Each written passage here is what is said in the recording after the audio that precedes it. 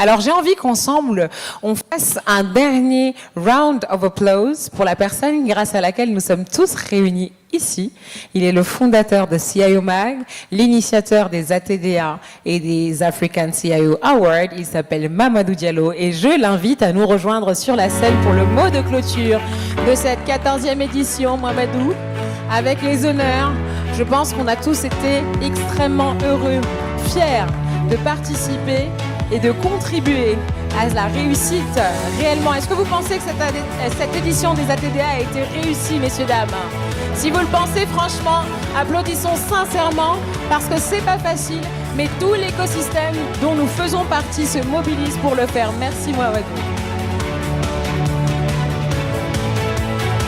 Pour cette belle édition de ces assises de la transformation digitale.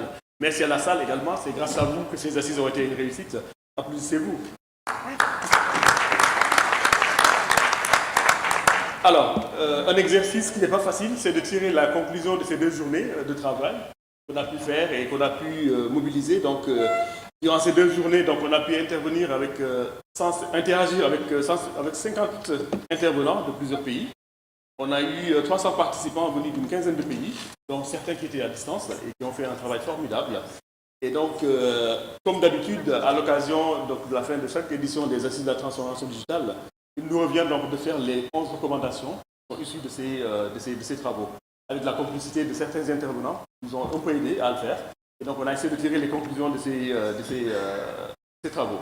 Alors, donc les 14e éditions des Assises de la transformation digitale organisées par CIO Mag ici à Rabat les 13 et 14 novembre, ici au palais Bourgrec, ont mis en évidence l'alliance stratégique entre l'intelligence artificielle et l'e-gov comme moteur d'innovation pour le continent. Les échanges ont souligné que cette transformation dépasse un simple saut technologique pour devenir une question de souveraineté, de confiance, de progrès social. Face aux défis critiques comme la fracture numérique de la computation, la cybermenace accrue, le manque d'infrastructures qui a été souligné à plusieurs reprises aux enjeux éthiques, les conférenciers ont convergé sur la nécessité impérieuse de bâtir des fondations solides et l'objectif est de déployer une administration à forte intégration technologique anticipant les besoins des citoyens tout en assurant la gouvernance alignée sur l'innovation. Donc vous avez là les différentes recommandations qu'on va développer ensemble. Donc là vous avez les différents points que je vais développer. Donc le premier concerne donc les infrastructures de calcul souveraines, donc notamment les data centers et le cloud locaux. Alors, donc première recommandation, c'est de développer rapidement une infrastructure de calcul souveraine, donc des data centers et des clouds souverains locaux, interconnectés à l'échelle du continent pour permettre à l'Afrique d'entraîner ses propres modèles d'IA, d'héberger ses données sensibles et de réduire sa dépendance vis-à-vis des ressources extérieures, comme c'est le cas aujourd'hui. Cette souveraineté d'infrastructure doit être pensée comme un investissement stratégique de long terme, au même niveau que l'énergie ou les transports, afin d'offrir une base solide de libre gouvernement au service public numérique. Pour la deuxième recommandation, ça a été dit, donc ça concerne les talents et de l'IA. Donc on a dit qu'hier, il manquait plus de 10 millions de talents en matière de l'IA en Afrique. Donc pour résoudre cela, donc, on a toujours pensé que le prolongement de la première recommandation, mettre en place un programme massif de formation et de rétention des talents de l'IA, les ingénieurs, les data scientists, les juristes numériques, les experts du métier, couplé à une gouvernance éthique des données qui favorise la création de jeux de données inclusifs, représentatifs des langues et contextes locaux. Ça a été dit hier lors d'un panel sur les langues locales. Les leviers combinés permettront donc à l'Afrique de valoriser son patrimoine linguistique et culturel, de combler la fracture des data centers, aujourd'hui très favorable au continent, et de transformer la fracture numérique en moteur d'innovation durable. Troisième recommandation, donc il s'agit de co-construire et assurer la confiance entre acteurs du numérique. Un grand projet numérique ne se réussit pas jamais seul. Donc ça a été dit à plusieurs reprises. Il faut co-construire entre les acteurs, administration, opérateurs, start-up, chercheurs, sociétés civiles et valoriser les talents locaux pour libérer les énergies. Collaboration et confiance sont les clés de la réussite, comme le montrent les grands événements internationaux comme les JO de 2024, comme l'a rappelé tout à l'heure Bruno, où la performance numérique repose sur une orchestration de partenaires multiples unis autour d'une vision partagée au service des citoyens. Quatrième recommandation, donc, ce sont les écosystèmes innovants. Donc, il s'agit de transformer les contraintes de l'IA en accélérateurs d'innovation. Les écosystèmes innovants, animés par des acteurs aux perspectives diverses, doivent cultiver la résilience, la curiosité et adaptation pour transformer la contrainte de l'IA en accélérateur d'innovation durable. Cela implique de créer des espaces de dialogue et d'expérimentation comme des labs, des sandbox, des démonstrateurs, où des administrations et entreprises citoyens peuvent tester, comprendre, encadrer l'IA au lieu de subir. L'objectif est que l'IA devienne un levier de progrès social et économique et non une source de peur et d'exclusion. Recommandation numéro 5. Donc, simplifie avant de digitaliser. Ça a été dit hier, donc ça a été rappelé, et c'est très important donc, de simplifier les procédures administratives avant de les digitaliser. Un bon e-gouv n'est pas celui qui numérise la complexité des décennies administratives, c'est celui qui permet de simplifier, de moderniser les procédures et ensuite de les digitaliser. Donc je pense que c'est dans un atelier ça a été dit hier, donc il y a des gens qui n'ont pas pu assister à cet atelier-là qui a été animé par Bearing Point.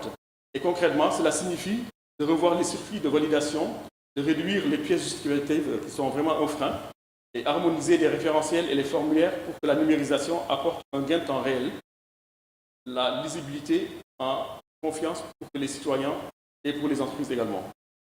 Recommandation numéro 5. 7. L'optosis. Alors, stimuler l'entrepreneuriat, donc ça a été dit ce matin, pour faire évoluer les PPP. Pour stimuler l'entrepreneuriat digital, il faut instaurer un cadre structuré, faire évoluer les PPP avec une réglementation favorable, assurer un financement tout au long du cycle de vie, offrir un accompagnement de qualité et faciliter l'accès au marché. Les startups et les PME doivent pouvoir expérimenter avec les administrations, accéder à des marchés publics adaptés à leur taille, bénéficier donc, de dispositifs de financement, amorçage et scanning, et de mentorer et d'expérimenter avant de devenir de vrais partenaires de transformation numérique avec l'État. Recommandation numéro 7, vous savez, l'innovation se voit à la surface, mais c'est la culture, l'humilité collective et la capacité à se dépasser. Donc on a abordé ce matin le mot écosystème qui a été développé ce matin par le représentant du ministère du numérique du Maroc, donc au niveau continental, qui donnera à l'iceberg sa véritable puissance. Ensemble, ils créent l'élan nécessaire pour créer et franchir des sauts technologiques majeurs. Cela suppose de connaître donc, des succès des autres, de mutualiser les retours d'expérience entre pays africains, de mettre en avant l'intérêt collectif au-dessus des rivalités institutionnelles et construire un narratif commun autour du numérique africain comme vecteur de dignité et de progrès. Recommandation numéro 8, c'est la sécurité. Donc ça a été beaucoup abordé pendant ces 2 journées. Donc sans sécurité, le développement est impossible. Chaque dollar investi en cybersécurité est un multiplicateur de développement par 4. Donc ça a été rappelé tout à l'heure dans l'après-midi. Dans un contexte où l'Afrique accuse un manque de compétences d'environ 50 000 experts en cybersécurité, il est indispensable de définir des stratégies claires, dotées de budgets dédiés, former massivement et d'ancrer la sécurité et la conception des systèmes de sécurité et design. Donc la cybersécurité n'est pas un coût, c'est un investissement qui protège les services publics, qui donne des investissements et des données crédibles à l'État. Donc la question inclusion qui a été abordée tout à l'heure également donc fait partie de ces recommandations, c'est le recommandation numéro 9. Donc le genre, intégrer l'inclusion du genre comme exigence transversale de toutes les politiques numériques en cybersécurité et de l'IA. Cela signifie donner aux femmes un accès équitable aux formations, aux postes de responsabilité, aux opportunités économiques liées au numérique, mais aussi de veiller à ce que les services doivent répondre à leurs réalités spécifiques. Une Afrique numérique sans les femmes reproduira les inégalités du passé. Une Afrique numérique exclusive, en fait, au contraire, un levier de transformation sociale. Recommandation numéro 10 a été dit tout à l'heure en matière de e-démocratie. Donc, il s'agit de renforcer l'e-démocratie en développant les plateformes par des outils numériques qui permettent de protéger le débat public, de lutter contre la désinformation et d'assurer la transparence de l'action publique. L'e-démocratie n'est pas seulement la consultation en ligne, c'est la capacité pour les citoyens, les médias, la société civile d'accéder à une information fiable et de participer aux décisions, de suivre l'exécution des engagements publics grâce à des mécanismes numériques clairement gouvernés. Et la dernière recommandation, qui n'est pas la moindre également, qui est la e-citoyenneté. Donc il s'agit de faire du citoyen un acteur à part entière du numérique public en lui donnant les moyens concrets d'exercer ses droits, de réaliser ses démarches, de signaler des dysfonctionnements et d'interagir avec l'administration via des canaux digitaux simples, accessibles et sécurisés. La citoyenneté doit renforcer le lien de confiance entre l'État et les citoyens, encourager la participation civique, notamment des jeunes, et faire des services numériques un outil quotidien d'inclusion plutôt qu'un facteur de fracture supplémentaire. Donc voilà les 11 recommandations qu'on a pu synthétiser au bout de ces 2 journées, qu'on a envie de partager avec vous.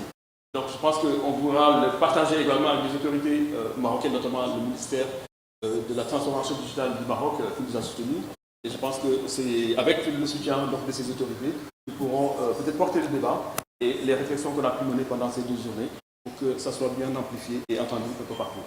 Je vous remercie de votre aimable attention et vous donne rendez-vous l'année prochaine pour les prochaines assises de la transformation digitale.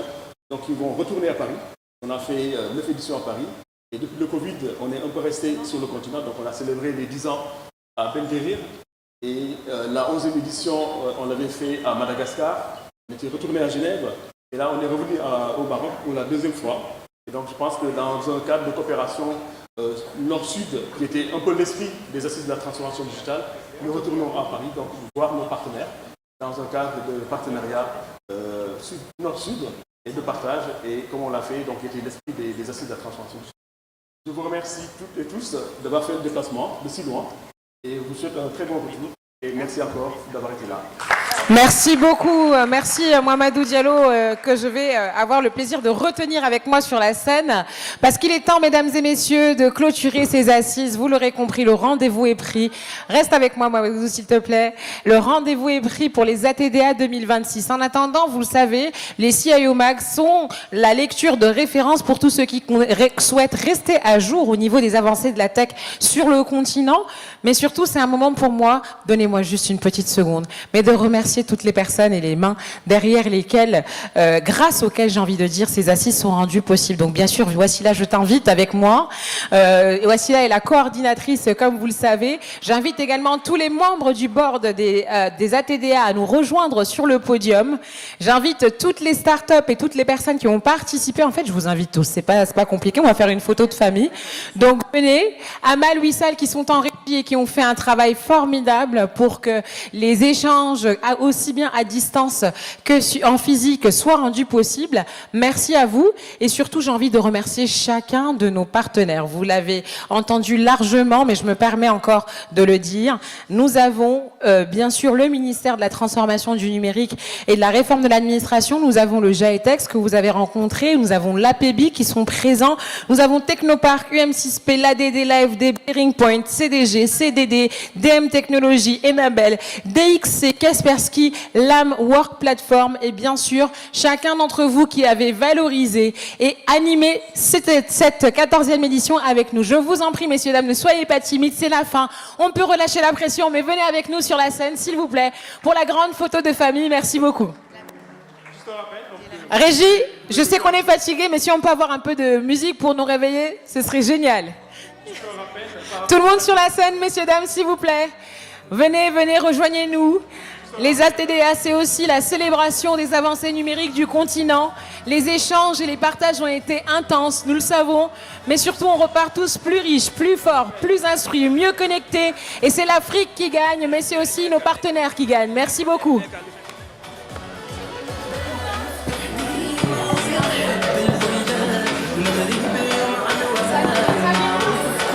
Samira Khamlichi, qui est, on le rappelle, la présidente du Club des femmes administrateurs et qui est une partenaire historique à la fois du CIO Mag, des ATDA, mais aussi des CIO Awards. Venez tous, je vous en prie, messieurs, dames. La scène est assez grande, nous allons pouvoir... Faites comme moi, Silla, pour ceux qui préfèrent effectivement rester assis et visibles. Installez-vous, n'hésitez pas. Pour ceux qui ne nous ont pas encore rejoints, venez, venez, venez. Et moi, je vais être aussi ici en bas, au milieu. Voilà. Venez, merci beaucoup de faire l'exercice, de célébrer ensemble le numérique, les ATDA, 14e édition, qui sont ici au Bourg-Grec. Tout le monde est là, tout le monde est là. Mesdames, je vous en prie, rejoignez-nous. On ne laissera personne sur le bord de la table. Mesdames, venez.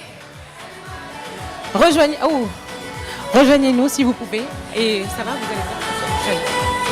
Très bien, on va faire cette photo. Qu'est-ce qu'on dit? Qu'est-ce qu'on dit? Qu'est-ce qu'on dit? 1, 2, 3, qu'est-ce qu'on dit? 1, 2, 3, TDA. Alors n'oubliez pas qu'avant les ATDA 2026, CIO Mag est l'un des partenaires majeurs du GITEX et on a le CIO Award les 6, 7, 8 avril à Marrakech, Inch'Allah. Donc vous serez avec nous. Donc CIO Award, des African CIO Award de Marrakech avec le GITEX que nous remercions. Merci beaucoup de nous rappeler qu'avant les ATDA 15e édition, nous serions ensemble au CIO Award à Marrakech durant GITEX. Et j'ai envie de dire 1, 2, 3, ATDA. C'était le test, on n'a pas compris. Attendez, je me positionne. Les vidéos, j'espère que vous prenez pas juste des photos, hein, parce que là je chauffe la salle, faut qu'on voit la vidéo. Ok? Mehdi, la régie, merci beaucoup à toutes. Merci à toutes les personnes qui ont contribué au succès. Les hôtesses, ils sont aussi nos gardes du corps, ils ont été avec nous. Merci à tous. Maintenant, je dis 1, 2, 3, ATDA! Bravo, merci beaucoup et rendez-vous à la 15e édition. Je suis Gaïta Kalemba. J'étais ravie d'être votre maîtresse de cérémonie. Au plaisir de vous retrouver très vite.